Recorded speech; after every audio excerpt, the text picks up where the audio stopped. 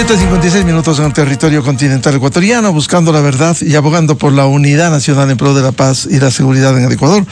Queremos dar la cordial bienvenida al constitucionalista y académico en Cuenca, doctor José Chalco Salgado. Un gusto, nos distingue su presencia aquí en la revista de Opinión Democracia. Tenemos previsto hablar de algunos temas de interés en este país tan dinámico, tan cambiante. Hablar primero del papel de la Corte Constitucional, el último dictamen que nos ilustraba con un análisis el doctor José Chalco. También hablar sobre las 7 preguntas que en las últimas horas ya hiciera público el presidente Noboa para ir a una consulta popular. También hablar sobre este tema del trámite del proyecto de ley sobre capitales irregulares y el control a organizaciones sociales no gubernamentales. Temas de interés con los que quiero partir, señalando como premisa un tema. Hay que decirlo que partimos de un hecho, por principio, que defendemos la institucionalidad del país. Cierto es que es débil, pero hay que defender por sobre todo la institucionalidad. Y en esto compartimos andariveles con el doctor José Chalco, él desde la academia y sus pronunciamientos, y aquí buscando la verdad y tratando de que la institucionalidad se consolide en el Ecuador. Hay que decir también como premisa que el gobierno ha cometido varios errores al no escuchar a voces responsables de constitucionalistas que advirtieron a tiempo de la posibilidad de algunas normas que han sido observadas en las leyes urgentes tramitadas en la Asamblea, aprobadas, y que ha merecido en las últimas horas la suspensión temporal en algunos de los casos que ya nos referimos. Ahora el gobierno tiene que enfrentar estos pronunciamientos de la Corte Constitucional. También hay que decir que se espera de la Corte Constitucional fallos no sesgados, ni con tinte político, como ya ha cometido errores con dictámenes anteriores. Pero de allí a buscar soluciones e incluso procesos políticos que traten de desbaratar, de hacer daño, el control constitucional que resulta necesario en el país, eso sería grave y se ahondaría esta débil institucionalidad que existe en el Ecuador y que, reitero, hay que defenderla hasta consolidarla. Con estos antecedentes, el doctor José Chalco, quisiera partir de este pronunciamiento de la Corte Constitucional que, por un lado, públicamente anunció la admisión de demandas y suspensión provisional de normas en leyes de reciente promulgación. Allí está la Ley Orgánica de Integridad Pública, la Ley Orgánica de Inteligencia, la Ley Orgánica de Solidaridad Nacional. Partiendo de un hecho que vamos a desarrollar, la suspensión de la transitoria 11ª de la Ley Orgánica de Integridad Pública. ¿Cómo ve este panorama? Doctor José Chalco Salgado, buen día. Buenos días, apreciado licenciado Rivadeneira, qué gusto estar con usted y hoy en el día de retorno a sus actividades. El país siempre necesita su voz, siempre necesita, creo, sus principios de actuación y de estos principios, además de esta radio tan prestigiosa. Mire, Miguel, yo creo que hay que partir de una premisa. Lo que sucedió con la Corte Constitucional el día de ayer no es tarima para la oposición. No es tarima para ningún intento de subirse en una bandera ideológica, política, desestabilizadora o de otro tipo. Que aquí no vengan a usufructuar aquellos que conocemos con nombres y apellidos. Aquellos que no creen en la institucionalidad, que no creen en la democracia, que no creen en la república, que no creen en el país y que solamente les interesa su metro cuadrado y su botín. Quiero decir con esto muy categóricamente. Esto es una cuestión jurídica. Esto es una cuestión técnica que no da espacio y no debe darse espacio a las banderas políticas que ya se verán y que ya vimos ayer noche. Esto no es ni victoria de un lado ni de otro. Esto es un trabajo jurídico que hace la Corte Constitucional, que debe hacerlo, que son las reglas de la democracia, que son las reglas de la República, que son las reglas del Estado constitucional. Que la Corte Constitucional se equivoque en algunas ocasiones, sí. ¿Y quiénes han sido los primeros en decirlo? Usted.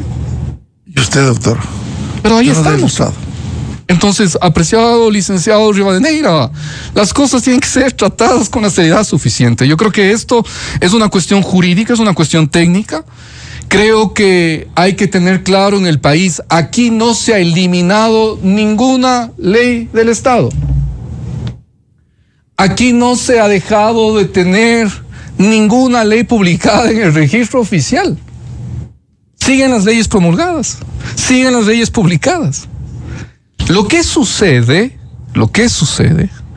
es una suspensión provisional de los efectos de estas normas.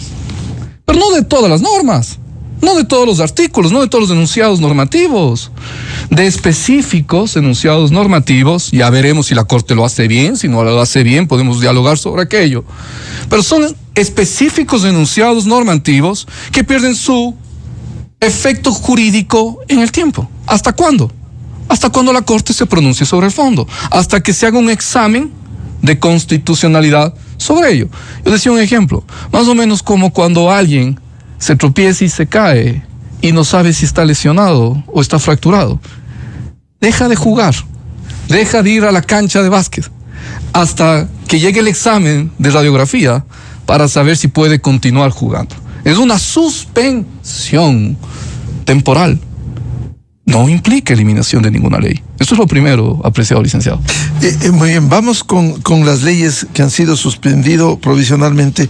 En el caso de la Ley Orgánica de Integridad Pública, suspende la transitoria 11ª, en donde hay un tema que es extremadamente delicado, que dispone que la Junta de Política y Regulación Financiera y Monetaria, y que en un plazo a partir de la posesión de sus miembros, para emitir regulaciones para identificar a las cooperativas de ahorro y crédito que deben transformarse en sociedades anónimas del sector financiero privado bajo la supervisión de la Superintendencia de Bancos.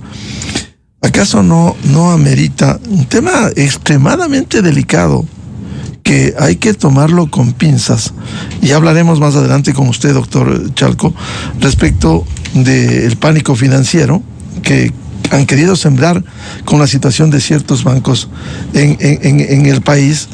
El caso de las cooperativas, que es muy delicado. Precisamente hace poco, por información pública, se fue una cooperativa en la ciudad de Cuenca.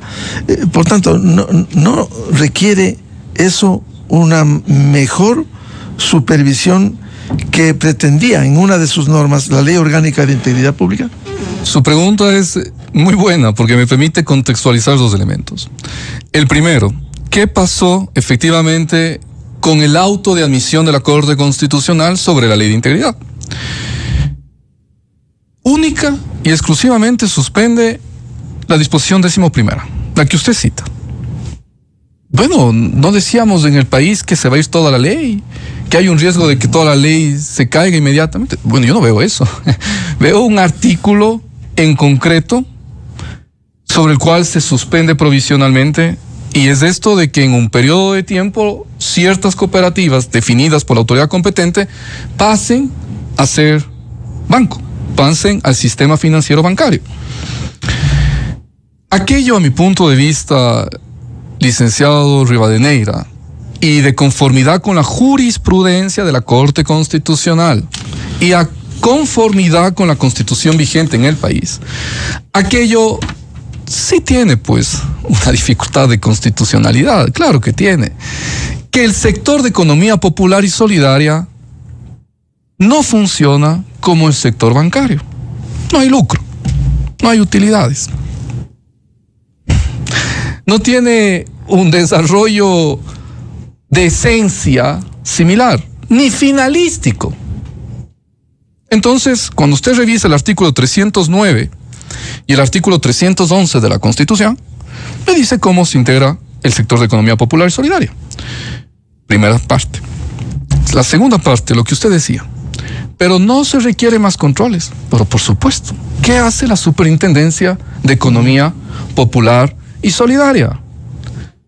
Yo decía cuando esta ley fue aprobada, en este país hay normas para todo.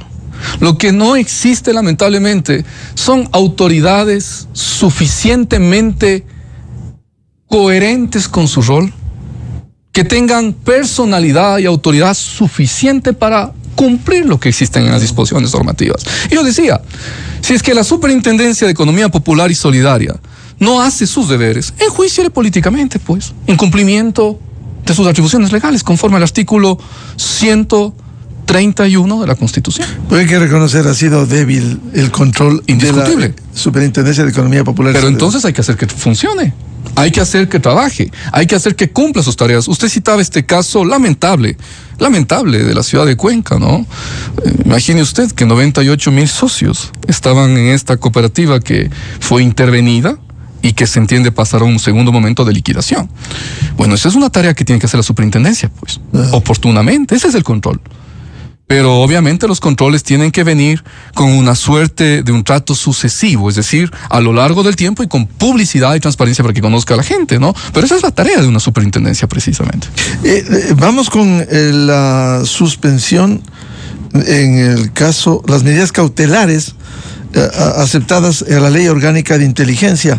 Están los artículos 9, 16, 5, 13, 22, 41, 42, 47, etcétera, así como artículos del reglamento. Sobre esto, para que lo comente sobre la Ley Orgánica de Inteligencia, ayer leíamos una opinión de una académica y una penalista respetable, la doctora María Paulina Araujo, que preguntaba si la Corte Constitucional suspende los efectos de la definición del conflicto armado interno, todas las reformas del COIP que se conectan con esa definición se suspenderán también. Yo no pienso así, con el respeto que se merece la colega. Yo no pienso así por lo siguiente, puedo explicarlo. Además, eso está en la Ley de Solidaridad, apreciado licenciado, no en la de Inteligencia, ¿no? No sé si voy a la de Solidaridad para poderles poner esto del conflicto armado interno. Bueno, si vamos con la... Usted dirige este espacio. Doctor, vamos con la Ley Orgánica de Solidaridad Nacional que suspende artículos... 4 artículos. 6, 9, 13 y 14. Exacto, son 4 artículos. A ver. Importante decir que la Corte Constitucional tiene ya otra causa sobre la demanda de esta ley y ahí no ha suspendido nada en otra causa, por ejemplo. Tampoco aquí ha suspendido todos los artículos, ¿no? Suspende estos 4 artículos y uno de ellos efectivamente es el artículo que define lo que es conflicto armado interno. Y que además da la atribución al presidente para que a través de un decreto presidencial pueda decir al país si existe o no existe conflicto armado interno. ¿Esto tiene un problema constitucional? Para la Corte sí. ¿En qué sentido? Que usted tiene en el artículo 164 las causales de un estado de excepción. 164 de la Constitución, que es grave conmoción interna, peligro público, y uno de ellas, conflicto armado interno. La Corte asume que al poner en la Ley de Solidaridad que el presidente puede decretar un conflicto armado interno, está haciendo una suerte de bypass, me hago entender, un bypass al estado de excepción causal conflicto armado interno. Si hay en el país un conflicto armado interno, ¿qué dice la Corte? Use el estado de excepción y decrete el conflicto armado interno. Pero que usted se habilita que a través de un decreto ejecutivo haga por sí solo, autónomamente, un conflicto armado interno, o decrete que eso existe en el país, tiene esta tensión constitucional. ¿Cuándo lo dijo esto la Corte, licenciado Rivadeneira? Hace 4 años. Hace 3 años atrás, hace 2 años. No sé si usted recuerda que en algún momento se conversaba este contexto que la Corte dijo que el conflicto armado interno surge por razones fácticas y no necesita de reconocimientos jurídicos. Cuando dijo eso la Corte en su jurisprudencia, es lo que hoy está reflexionando la Corte también. Él está diciendo a la Corte, hay razones fácticas que podrían generar, es decir, hechos en concreto que se presentan en un momento determinado, en virtud de los cuales hay un conflicto en el país y usted, presidente, use sus herramientas jurídicas.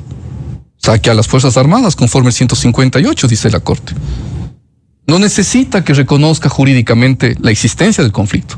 Sí necesita un estado de excepción para recaudar tributos anticipados, para movilizar fondos localizados para un objetivo, moverlos a otro. Ahí necesita un estado de excepción. Es un momento 2. Eso es lo que le dice la Corte. Pero vía estado de excepción. Lo que pasaba en la ley de solidaridad es de que no se establecía el estado de excepción y se lo hacía única y exclusivamente con un decreto ejecutivo. Primera parte. Lo segundo que usted me dice, el hecho de que este artículo se suspenda inhabilita todas las reformas al Código Penal. Yo creo que no. Y le voy a explicar por qué. Porque las reformas que se hicieron al Código Orgánico Integral Penal, por ejemplo, allanamientos sin orden de juez cuando hay un conflicto armado interno, posibilidad de expulsión a extranjeros y prohibición de reingreso al país por conflicto armado interno hasta por 40 años. ¿Se puede o no se puede seguir haciendo? Si es que el presidente decreta estado de excepción por conflicto armado interno, se puede seguir haciendo. ¿Qué es lo que piden las reformas al Código Penal? La vigencia de un conflicto armado interno. ¿Cómo estaría vigente para la Corte Constitucional un conflicto armado interno? A través de un estado de excepción, causal del artículo 164 de la Constitución, causal ¿cuál? Conflicto armado interno. Ahí sí lo que tiene que hacer el equipo jurídico de la presidencia es esforzarse en el estado de excepción y justificar que existe. Organización, manejo de un territorio específico, jerarquía, grupos beligerantes que pide la jurisprudencia de la Corte. Eso es lo que debe suceder. Pero eso el presidente lo puede hacer. Pero claro, el estado de excepción tiene un límite, 60 días que puede renovar por 30. Así es. Pero mientras esté vigente, se pueden hacer las acciones de la reforma al Código Penal. Dentro del conflicto armado interno. Por tanto, esta suspensión provisional, al ser solo a los artículos 6, 9, 13 y 14, no suspende la vigencia de el resto de reformas al COIP. No suspende, efectivamente, no suspende. Vuelvo a decir, porque esas reformas del COIP se pueden ejercer, se pueden activar, basta y sobra la existencia de un conflicto armado interno. ¿Cómo puede bastar y sobrar la existencia de un conflicto armado interno en el país? A través de un estado de excepción. Bien hecho, calificado por la Corte indiscutiblemente, pero bien hecho. Yo creo que aquí hay que recordar lo que usted decía en su introducción, licenciado.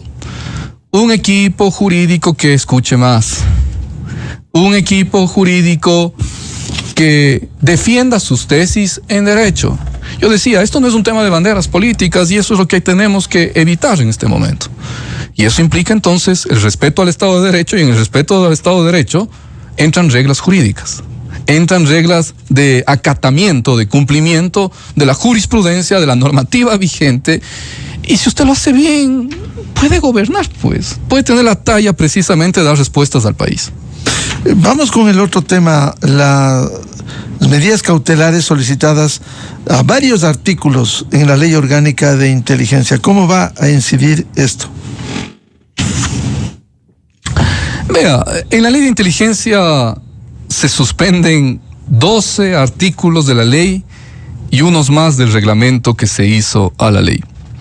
Ahí sí hay que hacer un análisis, creo que pormenorizado, de cada uno de aquellos que se suspenden. Pero vamos a ser concretos, licenciado Rivadeneira. Yo he visto que varios colegas serios, aquí mismo, con usted hemos reflexionado, se dijo, oiga, mejore la ley de inteligencia, mejore. La interferencia de comunicaciones, de escuchas en tiempo real, sin orden de juez, está proscrito en el artículo 66, numeral 21 de la Constitución. Estaría quizás en tensión con la libertad de conciencia, con el derecho periodístico al ejercicio precisamente de secreto profesional. Y estaría en tensión con los estándares de la Corte Interamericana. Mejore. La Ley de Seguridad del Estado, derogada por la Ley de Inteligencia que estamos discutiendo, lo decía. En el país ya existía la intercepción de comunicaciones, de escuchas en tiempo real, ya existía, licenciado Rivadeneira. Estaba en la Ley de Seguridad del Estado. ¿Pero qué decía? El presidente de la Corte Nacional autoriza. Es todo. Pero no lo decía porque sí, lo decía porque eso requiere la Constitución.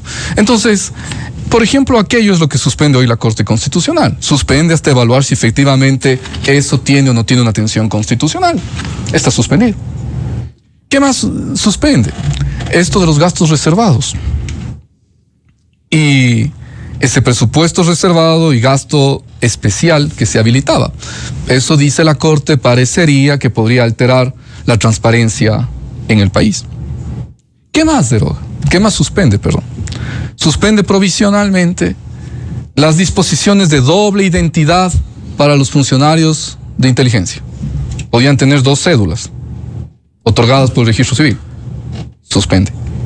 ¿Qué más suspende de la ley de inteligencia? Ahora, eso quizás, si me permite, doctor Chalco, no es de la Corte, no es, si uno compara con la legislación en el exterior. En Colombia, por ejemplo, existe esto, y en otros países, en México, porque hay elementos uniformados que son amenazados y si salen, les cambian de identidad. Aquí no hay cómo. Mire, la Corte Constitucional, licenciado Rivadeneira, en este momento suspende, no porque dice es inconstitucional, suspende porque existe verosimilitud, es decir, apariencia de que efectivamente podría haber algo que vulnere derechos. Suspende porque dice hay inminencia, esto es algo que va a suceder ahora en este momento. Y suspende porque hay gravedad, por el daño que se puede producir vía intensidad o vía frecuencia. Eso es lo que hace la Corte. No está diciendo es inconstitucional. Entonces, quizás, licenciado Rivadeneira, la tesis que usted muy bien trae a colación, que usted señala de otras legislaciones en derecho comparado, eso es lo que tiene que defender el presidente, pues. Eso es lo que tiene que defender la Asamblea. Este espacio es un espacio no de ring de voceo, no de ring de beligerancia. Esto es un espacio de un ring de tesis jurídicas. La Asamblea tiene ahora la atribución y el deber jurídico constitucional de ir a la Corte Constitucional y defender la tesis que usted señala. La doble identidad es una necesidad por A, B, C razón. En derecho comparado esto existe por A, B y C razón. No está sentenciado, yo quiero que esto quede claro. Y eso es precisamente en donde entonces el legislativo y el ejecutivo tienen que hacer lo que tienen que corresponder. Sustentar esto. ¿Y el Procurador General del Estado dónde está? ¿Dónde está el Procurador General del Estado? El abogado del Estado. Que esto yo siempre aclaro. El Procurador General del Estado no es abogado del presidente, no es abogado del legislativo, no. Es abogado del Estado. ¿Dónde está? Él debería estar primero diciendo cuál es la tesis para el país. ¿Cuál es la tesis jurídica que se debe defender para que no haya responsabilidad internacional posterior? Para cumplir la jurisprudencia de la Corte Constitucional, para cumplir la Constitución. ¿Dónde está el abogado del Estado? Yo sí creo que es importante entonces que, como le decía al inicio, se ocupen los roles, se tenga la personalidad suficiente y se trabaje por el país. Esto no es un triunfo de nadie. Esto es un espacio, vuelvo a decirlo, para la discusión jurídica, técnica, no política, que el país requiere sobre estos puntos, sobre artículos en concreto. Claro. Imagínense lo que sería aquí hoy conversar, se ha quedado suspendida una ley entera. No hay eso. Claro. Artículos polémicos, como usted lo señaló, el 51, 52, 55 de la Ley de Inteligencia, precisamente lo que usted se refería, doctor Chalco, al requerimiento de información a las operadoras de servicios de telecomunicaciones. Ese es un problema, ¿no? Realmente eso es un problema porque ahí creo que se equivoca la Corte, déjeme decirle, ¿no? En algo. Suspende la posibilidad de intercepción de comunicaciones, pero entonces el país se ha quedado sin ninguna norma sobre ello. ¿Acaso que la delincuencia no se hace todos los días? ¿Acaso que las bandas y los bandidos no están ahora mismo en comunicación preparando algún ataque posible? No podía la Corte solo suspender ese artículo. Tenía que suspender además, el artículo de la ley de inteligencia que derogó la ley de seguridad del Estado. No. ¿Para qué? Para que entre en vigencia la ley anterior, pues. La ley anterior que estoy señalando. Mientras se subsana. Claro. Porque lo que determina en el caso N8625, Ley Orgánica de Inteligencia, es aceptar las medidas cautelares. De esos artículos. Suspender esos artículos. Nada más. Pero se olvidó la Corte que debía decir, así también como suspendo estos artículos, suspendo la disposición de esta nueva ley de inteligencia que dice que se quede sin efecto la ley anterior.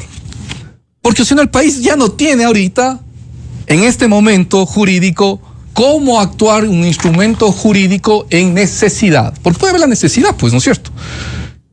Y la ley de seguridad del Estado que se derogó tenía también entonces que dejarse sin efecto provisional para que entre en vigencia nuevamente, pues. No, o sea, la derogatoria, no sé si me hago entender, la derogatoria, suspender ese efecto de derogatoria. Para que entre en vigencia lo que estaba en la ley de seguridad del Estado, que son escuchas con autorización del presidente de la Corte Nacional. Bien, vamos a las preguntas del presidente para la consulta popular. La primera pregunta, doctor Chalco, eliminación de la prohibición de establecer bases militares. Esto quizás es una cosa jugada ya. Ya está. Ya aprobó la Asamblea, ya está en conocimiento de la Corte Constitucional. A propósito, la Corte Constitucional le pidió a la Asamblea, oiga, mande completo, ¿no? No mandaron los considerandos, licenciado. No mandaron los considerandos de la pregunta de bases militares, pero bueno, ya esto está aprobado ya en la Asamblea y está discurriendo el término de 20 días ya para que la Corte se pronuncie, ¿no? Ya. La Corte hace un control de considerandos en este momento. Ya, o sea, es un tema ya eso va. Juzgado. Pregunta 2, eliminación de la obligación del Estado de asignar recursos en el presupuesto a las organizaciones políticas. Hay un positivismo en Carondelet que es bueno, esa es la talla también de un presidente. Hay un positivismo porque aquello se está tratando aún en la Asamblea. Aún no está aprobado, pero entiendo que el presidente maneja sus números y dice esto se va a aprobar. No olviden que esto es una reforma parcial que ya viene caminando en la Asamblea. Ya será solo de trámite cuando se apruebe, va a la Corte Constitucional, dictamen ya.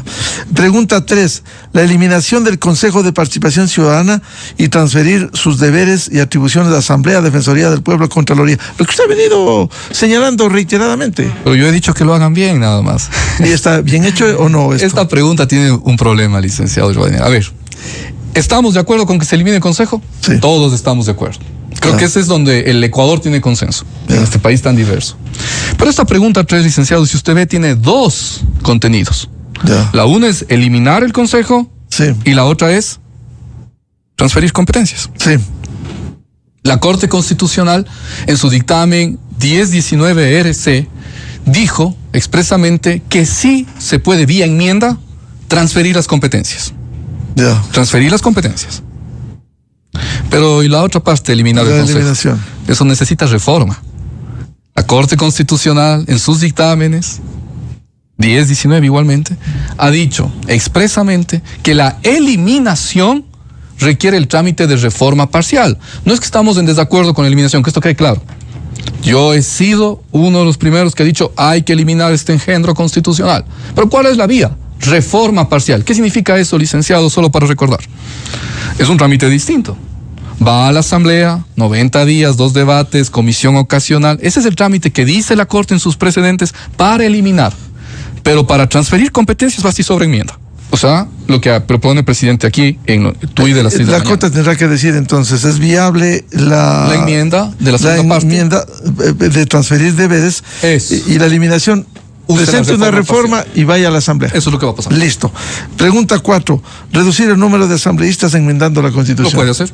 Lo puede hacer. Vía enmienda, tranquilamente. Sí, reducir. Está previsto. ¿Y a qué número de asambleístas? Bueno, hay un precedente de la Corte Constitucional que habla de cambiar la cifra. Creo que es 2 por provincia y pasamos a 1 más por cada 500,000 habitantes. Cambia ahí alguna cuestión, porque hoy tiene usted 250 y fracciones que superen un número en especial, y cambia a 3 por las circunscripciones en el exterior. Eso es lo que está ya previsto en la jurisprudencia de la Corte Constitucional, entonces sí puede reducir. Usted me hace una muy buena pregunta. ¿A cuántos? Veamos los anexos. Aún no hay anexos. Lamentablemente en este último tiempo en el país primero vamos a la red social y luego a la Corte Constitucional. En la Corte aún no está ingresado nada. No puedo ver los anexos. Bueno, pregunta 5, la contratación laboral por horas enmendando la Constitución. Dice, de acuerdo al anexo. Sí. Igual en la anterior, pero no conocemos el anexo. No conocemos el anexo, pero sí le puedo decir. Contratación laboral por horas. En abstracto, la contratación por horas no es otra cosa más que una nueva modalidad contractual. Usted tiene en materia laboral el contrato indefinido, el contrato de temporada, el contrato eventual, a destajo, etcétera. Ingresan una nueva, que es la contratación por horas. Eso es un reciclaje de abril 2024, recuerde usted. La consulta de abril ya se hizo. Era enmienda. Hoy volvemos a preguntar si estamos de acuerdo con ello. Que se perdió penosamente. Exacto. La modalidad de contratación por horas, ¿no? Ya, la contratación por horas. Bien. Ahora, la pregunta 6. Esta sí es polémica. Si está de acuerdo que los jueces de la Corte Constitucional sean también considerados como autoridades sujetas a juicio político enmendando la Constitución. ¿Qué piensa usted? No, eso no va a pasar. Eso vía enmienda, porque aquí dice expresamente, ¿no? Enmendando la Constitución. Enmendando, ¿no? O sea, estamos hablando de enmienda. La enmienda es aquello que no altera la estructura de la Constitución, ni los elementos constitutivos del Estado, además de no tocar derechos y garantías, y tampoco el mecanismo de reforma constitucional. Entonces yo creo que aquí hay un problema, porque obviamente altera la estructura de la Constitución y los elementos constitutivos del Estado. Yo creo que esta pregunta no va a pasar vía enmienda. Y tiene un sentido significativo, pues. Precisamente la Corte Constitucional en el mundo, desde cuando se inventaron estas en Austria, por la propuesta de constitución que hizo en su momento Kelsen. Vea, cuando usted tiene una corte, la corte siempre va a ser incómoda a alguien. Y por eso no se permite que los jueces de cortes constitucionales, igual sucede en Alemania, etcétera, Italia, sean sujetos de juicio político. ¿Por qué, licenciado Rivadeneira? Porque el juicio político es la sumatoria de votos, de mayorías. Y la Corte Constitucional es un órgano contramayoritario, es decir, tutela precisamente la Constitución más allá de un ambiente político. Yo creo que esta del enjuiciamiento político, primero, no es conveniente para el país, y segundo, no va a pasar como está propuesta vía enmienda. Habrá que esperar el anexo para revisar. Además es difícil, casi como juez y parte, que la Corte diga sí, nos queremos someter a un juicio político. Resulta también difícil. Pero esperemos que los jueces tengan la talla suficiente como para apartarse de esos intereses personales. Y no los sesgos. Yo lo que siempre he dicho, los jueces de la Corte tienen que actuar en derecho. Defender la Constitución. El momento que defienden ideología, ya no son jueces. Y menos cuando van a las redes sociales a decir lo que están haciendo. Eso no hace un juez constitucional. Bueno, y se ha habido sesgo, hay que decirlo. El juicio político al presidente Lasso y Yasuní, 10 años después. Yasuní, sí. Ha habido errores en la Corte. Indiscutible. Pregunta 7. ¿Quizás es de relleno permitir el funcionamiento de salas de juego y casinos? Las cosas en derecho se deshacen de la misma forma en la que se hacen. Recuerde usted la pregunta de los casinos que nos hizo el expresidente Correa para eliminar los casinos. Hoy se propone volver los casinos y eso fue vía enmienda. Es decir, es totalmente posible. Es viable. Vamos a otro tema. Gracias por despejar las inquietudes de las 7 preguntas planteadas por el presidente en las últimas horas. Leímos un pronunciamiento suyo respecto de algo que en medio de la basofia que circula en las redes sociales se hablaba de la caída de un banco importante como el Banco El Pichincha, después se habló de otro banco. Una cosa es, como dice la Superintendencia de Bancos, que ha iniciado un proceso administrativo sancionador sobre incidentes, especialmente en la banca móvil, que es evidente que hubo molestia, pero otra cosa es hablar de la caída de un banco de esa dimensión. ¿Acaso eso no puede caer en el Código Orgánico Integral Penal, un pánico financiero de estos irresponsables? Mire, licenciado Rivadeneira, en el país hablar de problemas financieros bancarios es, yo diría, el trauma más grande. En el país hablar del colapso del sistema financiero, de la última cooperativa del cantón que sea, es un tema traumático. Porque el país vivió un feriado bancario y el colapso financiero en el año 99. No necesitamos norma jurídica, necesitamos conciencia de ciudadanos. Por este antecedente, por lo que vivió el país. Yo creo que a este país le hace falta un espíritu cívico, que eso implica ética también, por supuesto, y de pensar en el país. Gente buena, no gente que busca el desbaratamiento y el caos en el Ecuador. Licenciado Rivadeneira, cuando usted cree en la democracia, usted usa los canales democráticos. No es democracia romper la institucionalidad, romper las instituciones y afectar a los con nacionales, a los compatriotas. ¿Y por qué digo afectar a los compatriotas? Un pánico financiero, una suerte de lanzar discursos, hemos visto en los medios sociales de todo tipo, en contra de una institución financiera y de su colapso y demás. Aquello implica efectivamente un daño al sistema financiero del país, donde confían sus ahorros, depósitos, la gente, los ecuatorianos. Entonces, esto es lo primero. Yo, en segundo momento, quiero referirme, y efectivamente ahora es el momento, al Código Orgánico Integral Penal, que efectivamente está tipificado. Es delito quien provoca un pánico financiero y ello hace que exista... Divulgue noticias falsas. Una suerte, exacto. Un tema tan delicado. Eso sí es un delito, efectivamente es un delito. Pero, vuelvo a decirlo, yo creo que esto debería ser lo secundario. Uno tiene que actuar por convicción, por principios. Lo secundario es de que haya sanción. Eso no debería ser lo que nos mueva como sociedad, ¿no?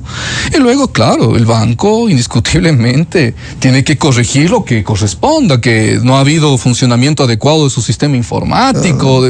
Pero eso sabemos que incluso puede llegar a sanciones la superintendencia, como ha dicho. Hágalo, pero claro. La superintendencia a la par ayer fue diligente al decir, dar algunos indicadores clave a junio de 2025, índice de solvencia de los bancos, liquidez inmediata por encima del 21%, morosidad del 3%, absolutamente manejable, depósitos en crecimiento sostenido. Es decir, el sistema, este momento, está bien. Bueno, es el banco más grande del país, ¿no? A conocimiento de todos los ecuatorianos. Entonces, yo creo que no se puede sembrar estas noticias falsas. Y mañana vendrá sobre otro tema.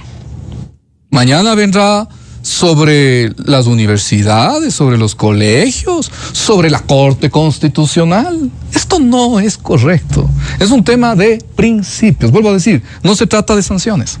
Se trata de un deber de actuar en defensa a un espíritu cívico, ético por la patria. No por intereses subterráneos que lamentablemente están presentes. No hay que desestabilizar al país. Hay que defender a los usuarios. Hay que defender. Hay que procesar penalmente a estos que han regado noticias falsas. Por supuesto. Yo soy de las personas que cree que en este país, lo repito una vez más, hay norma para todo. Lo que no hay es funcionarios públicos serios, con personalidad que las apliquen. Y así también hay que hacer las sanciones que correspondan a las instituciones que correspondan, licenciado Rivadeneira, no pasa nada. A mí me decía ayer la gente, pero ¿y quién defiende a los usuarios de la institución? Vaya a la Defensoría del Pueblo, vaya a la Superintendencia de Bancos. Además que hay precedentes de sanciones. En mi ciudad natal, en Cuenca, han intervenido una cooperativa. ¿Quién? La Superintendencia. O sea, hay mecanismos de control, hay mecanismos de actuación. Pero no lanzar noticias irresponsables. Lo otro no es pensar en país, sino en razones subterráneas. Un tema adicional, doctor José Chalco. Está en trámite en la Asamblea Nacional proyecto de ley sobre capitales irregulares para el control de organizaciones sociales no gubernamentales. El tema de la minería ilegal. Ahí hay serias sospechas, indicios de que se lava dinero. Es decir, no se puede generalizar que todas las ONGs o instituciones sociales sean así. No, para nada. Pero si hay instituciones que debieran transparentar esto. ¿Qué piensa de esto? Tema profundo. Y yo creo, licenciado Rivadeneira, que hay que mirarlo también con la serenidad suficiente a este tema. Bien está controlar a las fundaciones, bien está controlar a las ONGs, bien está preocuparnos porque existan actos indebidos en el manejo de sus cuentas. Muy bien está. Pero eso ¿dónde está ya arreglado? En el Código Orgánico Integral Penal. ¿Quién no está actuando? Porque cuando escuchamos las razones de por qué el proyecto normativo, es lo que usted me dice, efectivamente, es que dicen que hay lavado, dicen ya. ¿Y por qué no se actuó eso? ¿Por qué hemos llegado a este momento? Es lo primero a mí que me salta, la verdad. No. Porque ya existen normas regulatorias para todo aquello. Y yo sí creo que en ese proyecto normativo, para que no suceda suspensiones provisionales posteriores de la Corte Constitucional, hay que escuchar. Entonces, este proyecto hay que debatirlo y mejorarlo. Por ejemplo, ahí están las organizaciones de culto también para esto. La Iglesia Católica es una organización sin fines de lucro. Tenemos entonces que ingresarle también ahí en los controles, rendición de cuentas y no sé qué. Esto no hemos pensado. Yo creo que hay algunos elementos que reflexionar. Ahí, por ejemplo, hay un tratado internacional del modus vivendi con la Iglesia Católica que no le permite al Estado intervenir de esa manera, porque hay una relación más bien diplomática entre Estado Vaticano y Estado Ecuador. Entonces, por ejemplo, estos temas yo no sé si se han reflexionado. Entonces hay que tener la serenidad suficiente más allá del discurso para hacer las cosas bien y para que mañana la Corte no vuelva a ser incómoda cuando le toque suspender si es que algo no se hace aparentemente en el contexto constitucional. Muchas gracias realmente, doctor José Chalco Salgado, constitucionalista y académico en Cuenca, por ilustrarnos en temas de coyuntura, temas de interés, y seguiremos hablando en la dinámica que hay en el país. Querido licenciado Rivadeneira, para mí es un gusto y siempre un honor estar con usted. Muchas gracias para nosotros también. Muy amable. 8:36 minutos. Vamos a una pausa y ya volvemos. Diálogo previsto con la vocal del Consejo de la Judicatura, doctora Yolanda Yupangui, sobre la declaratoria de emergencia judicial. Desde 1984 con Gonzalo Rosero. La revista de opinión Democracia. Siempre líderes, siempre confiables. Enseguida regresa Miguel Rivadeneira a la búsqueda de la verdad. Esto es Exa Informa por Exa FM. El gobierno del Ecuador ha llamado a una consulta popular con 7 preguntas que buscan cambios profundos para el país. Entre los temas están la eliminación del Consejo de Participación Ciudadana, la reducción del número de asambleístas y el fin del financiamiento estatal a los partidos políticos. También se plantea permitir la contratación por horas en turismo para generar empleo, autorizar la reapertura de casinos en hoteles